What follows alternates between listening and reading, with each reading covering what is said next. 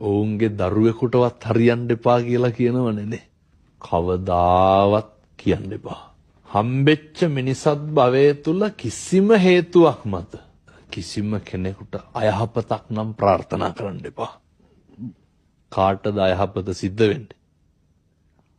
ඒක Tamanට මුණ දෙන්න වෙන්නේ. ඔය තොපි අපේ ඇස් ඉස්සරහම විඳවන්න ඕන කියලා සමහර ඔය දෙස් දෙවල් දෙනවනේ මිනිස්සු හරියට. කවදාවත් පින්නතුනේ එහෙම කියන්න එපා. ඕකට කවුද වග කියන්න ඕන? ඒකට කවුද මුණ දෙන්න ඕන? ඉතින් කාලෙකින් මිනිස්සු වෙලා ඉපදිලා අපි හිතාගෙන ඉන්නේ අපිට කොච්චර කාලයක් යනකම් කතා කරන්න පුළුවන් වේද? කොච්චර කාලයක් ඇවිදින්න පුළුවන් වේද?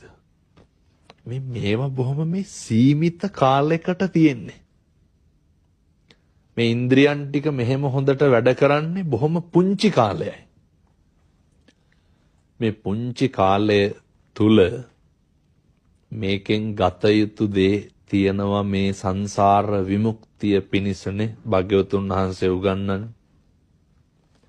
ඉදම් මේ පුඤ්ඤ කම්මං ආසවක්ඛ්‍යා වහං හෝතු සබ්බ දුක්ඛා පමුච්ඡතු. බෞද්ධයාගේ පරමාර්ථය වෙන නිර්වාණයට ගමන් කරන්න මේ අතපය හතර වැඩ කරන්නේ බොහොම ටික කාලයයි, කෙටි කාලයයි. අපි මේ ව්‍යසනය පාඩමක් කරගන්න ඕනේ. මේක හොඳ අත්දැකීමක් කරගන්න ඕනේ. මින් මනත මේ සියල්ල නැති වෙනවා. සත්පුරුෂෝ විදිහට ඉන්න ඕනේ කියන එක තදින් අවබෝධ කරගන්න.